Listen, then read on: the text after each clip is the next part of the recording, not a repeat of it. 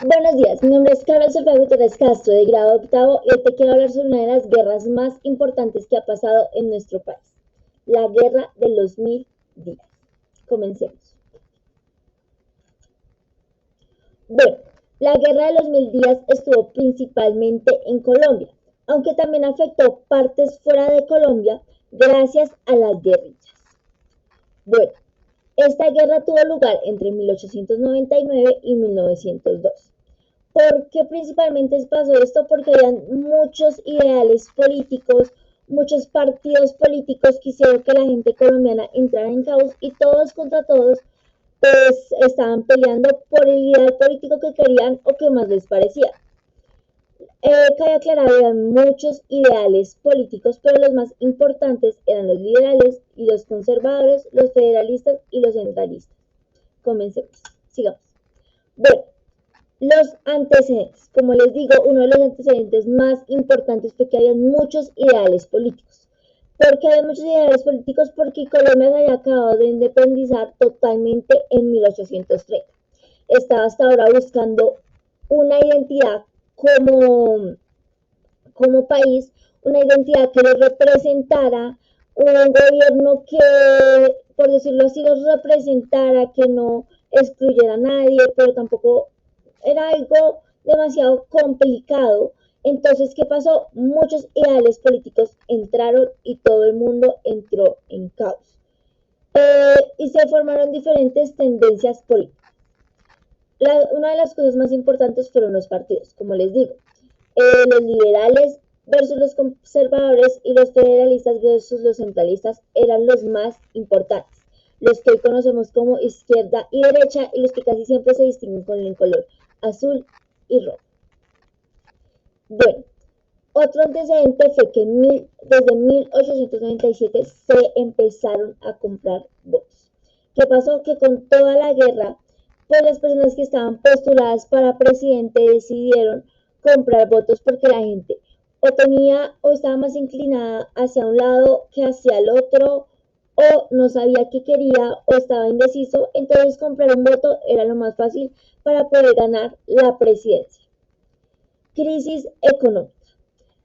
Cabe aclarar que antes de la Guerra de los Mil Días hubo un último enfrentamiento en 1895, lo que dejó la economía del país muy variante. Podía estar arriba, podía estar abajo, pero principalmente iba hacia abajo, ya que fue una crisis económica terrible en el país. Aunque se llama Guerra de los Mil Días, duró aproximadamente 1130 días. Continuamos. Bueno, una de las cosas más importantes fueron los hechos, ¿no? Entonces, vamos a ver algunos de ellos y los principales que marcaron este periodo histórico.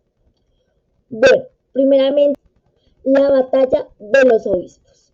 Esta ocurrió el 24 de octubre de 1899. Bueno, esta batalla es conocida como la batalla de los obispos, pero también es conocida como la batalla del río Magdalena. Sí, pasó en el río Magdalena.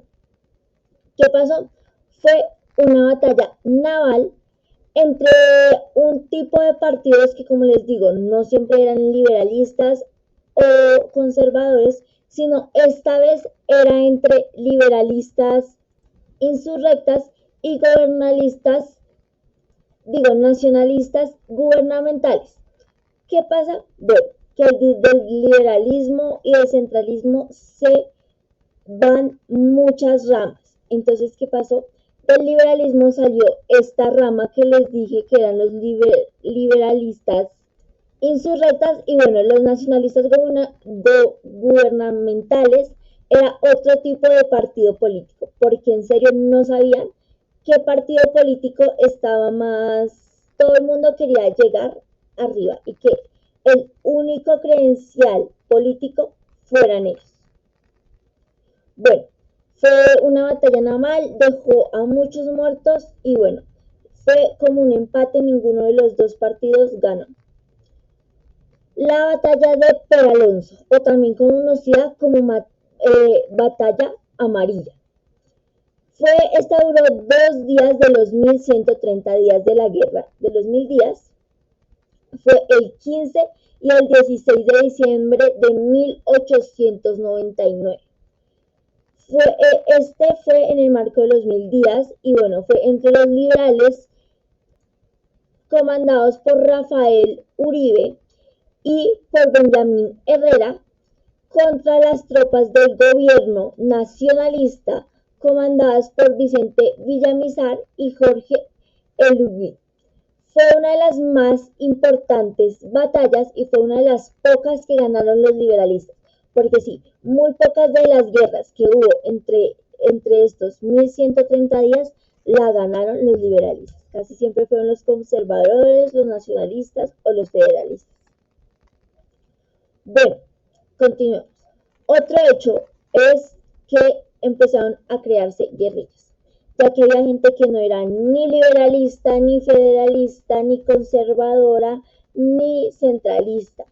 ¿Por qué? Bueno, porque no estaban de acuerdo con estos partidos y no estaban con partidos, como les digo, que no eran tan importantes en ese tiempo, sino partidos más pequeños, pero igual pues estas guerrillas, como no eran escuchados, ya que los partidos más importantes eran los únicos escuchados, pues por eso se crearon guerrillas que se hacían escuchar por medio del conflicto. También podía ser que las guerrillas estaban de acuerdo con un poquito de los liberalistas, un poquito de los centralistas, y eso es lo que nosotros llamamos hoy ni a izquierda ni a derecha, sino al centro. Bueno, uno de los personajes más importantes fue Benjamín Herrera. Lo mencionamos en la batalla de Paraloso, ayudando a los liberalistas, ¿no? Bueno, pues fue un comandante que durante muchos años participó en la guerra de los 1000 días, combatiendo en guerra por parte de los liberalistas. Pero se cansó de que los liberalistas no pudo ganar casi muchas batallas. Entonces, como decía, como no había ganado muchas batallas con los liberalistas, pues dijo, yo voy a seguir apoyando a los liberalistas porque pues él está decidido, pero más desde no en la batalla, no en el campo de batalla, sino políticamente. Sigamos. Bueno, esto dejó muchas consecuencias, más malas que buenas para ser sincera. Pero bueno, la guerra de los 1000 días nos hizo perder a Panamá. ¿Por qué? Porque el país quedó afectado económica, social, política y hasta geográficamente. Perdimos a Panamá, ya que en este lapso de los 1000 días, Panamá se independizó de nosotros. Segundo, más de 100.000 muertes de colombianos. Y cabe aclarar que fueron muertes que se contaron así por encima, por decirlo así, porque fue mucha gente que murió en guerra que no se encontró o que moría por no votar por algún partido. Tercero, crisis económica. Si la crisis económica del país ya iba cuesta abajo y estaban absolutamente mal, debiéndole a muchos países, ahora sí que la crisis económica del país estaba mucho más abajo, ahora sí estaba totalmente por los suelos. Y último, la permanencia del odio. ¿Qué pasó? Que pues que nos apoyaban a los federalistas, otros a los centralistas, otros a los liberales, otros a los conservadores. Entonces, pues entre familias, amigos, conocidos, ciudades, se odiaban entre sí. Pero también esto ayudó a que Colombia hoy tenga una identidad política.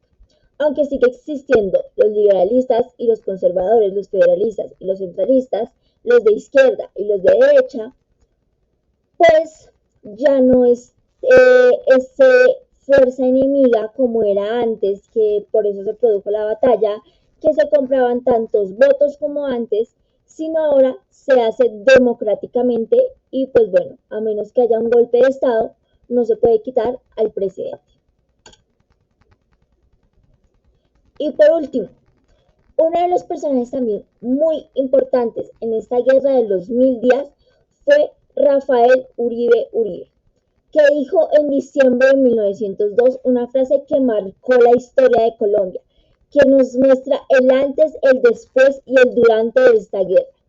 Y dijo lo siguiente: creo firmemente, señores, que todos, cuando estamos aquí y cuantos permanecemos a esta generación inafortunada, podemos jactarnos de haber visto la última guerra civil en Colombia. Y así como él lo dijo, ha sido afortunadamente la última guerra civil que ha tenido nuestro país. Muchas gracias por su atención prestada y espero que hayan entendido el tema. Adiós.